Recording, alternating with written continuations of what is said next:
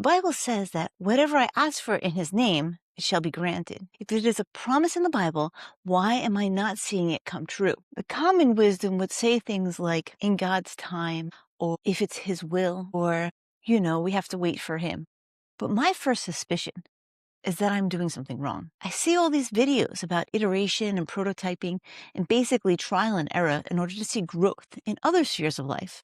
And I want to apply this to my prayer life, but I'm just not seeing the fruit I'd hoped for. So why? In chapter 23 of Andrew Murray's With Christ in the School of Prayer, he talks about the importance of obedience. I feel like I try to be obedient. I've seen fruit and growth in a number of ways over the years, but my prayer life still comes up short.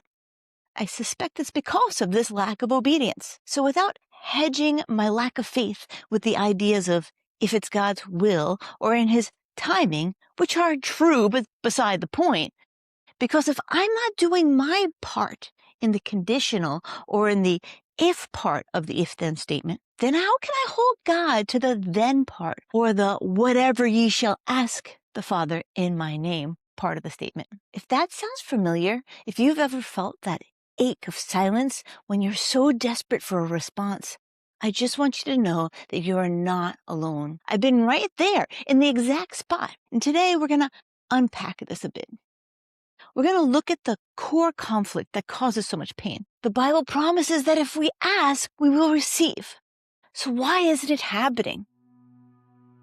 Hi, I'm Rachel, and welcome to Sacred Spills, the misunderstanding of the promise. For most of us, this whole journey of frustration starts with one of the most beautiful and maybe one of the most misunderstood promises in the entire Bible. In the book of John, Jesus says, "If you remain in me and my words remain in you, ask whatever you wish and it will be done for you." For years, my eyes would just leap right over the first part of that verse and land on, ask whatever you wish and it will be done for you. It feels like a blank check. A guarantee. So naturally, I put my energy into the asking. I try asking with more faith, asking more often. I thought if I just found the right combination or technique, the mechanism would finally spit out the answer I want. But the key to unlocking the whole promise isn't in the second half of the verse. It's in the first half. It's a conditional. It's a conditional promise. It starts with one very important little word, if. If you remain in me and my words remain in you. This isn't a formula. It's an invitation. The old King James Version says, abide. If you abide in me. Before we even get to the asking part, there's a requirement of abiding or remaining, of making our home in him. The power isn't in the asking. The power is in the abiding. The first question we have to ask ourselves isn't, am I asking the right way? It's, am I truly abiding? So what does that even mean, to abide in him? It sounds a little mystical, doesn't it? In the book we've been talking through, Andrew Murray gives an answer that is both simple and incredibly challenging. He says the way that we abide is through obedience. Now, I know that word obedience can be a heavy one. For some of us, it conjures up an image of a long list of don'ts, but that's not really the heart of biblical obedience. The Apostle John connects the dots for us perfectly. He writes, "Beloved, if our heart does not condemn us, we have confidence before God.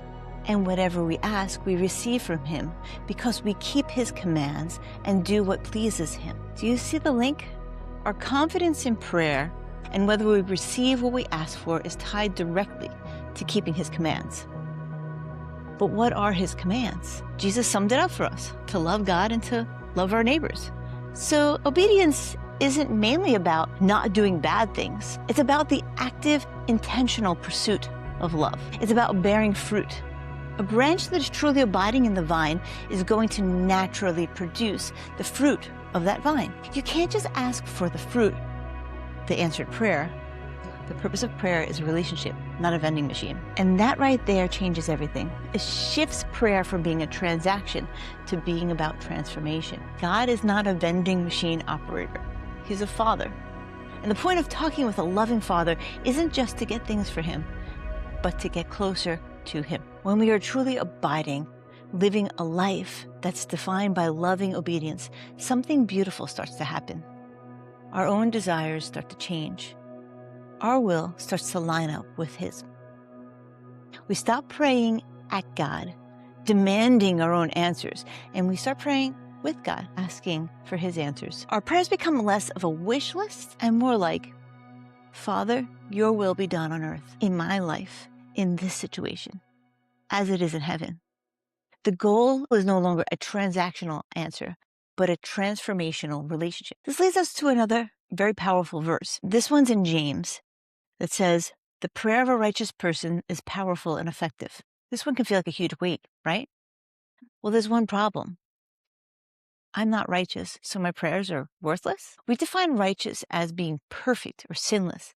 And since we know that we aren't, we feel totally disqualified. But we have to look at what the Bible means by a righteous person. As I've been trying to explain, it's not just about avoiding evil. Andrew Murray argues that righteousness is the active pursuit of good. It's being completely dedicated to what God has called you to do, has called me to do specifically in my life. And I had to get real with myself here. I'm pretty good about not doing bad things. But was I actually pursuing good? Was I actively and selflessly loving the people around me, especially when it's hard or inconvenient? I mean, I love my family, but honestly, they can get annoying sometimes. How am I loving them? How am I loving them when it feels like they're not loving me? And when was the last time I loved or gave or served someone with absolutely no expectation of getting something in return, doing it simply for them and for God's glory? That's the heart of righteousness. It's not about being perfect. It's about the posture of the heart.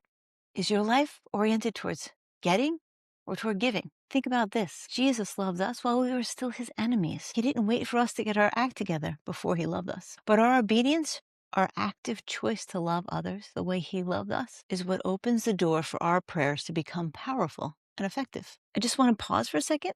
If any of this is hitting for you, if you're feeling a little shift in your spirit from frustration to a new kind of hope, I would be so grateful if you would just tap the like button. It's a small thing, but it really does help this message get to other people who might be sitting in that same quiet, desperate place, needing to hear about the love of Christ. When our hearts are aligned, when we're abiding and trying to obediently pursue good, the answer to our specific prayer may still be no or wait. And that's where trust has to take over.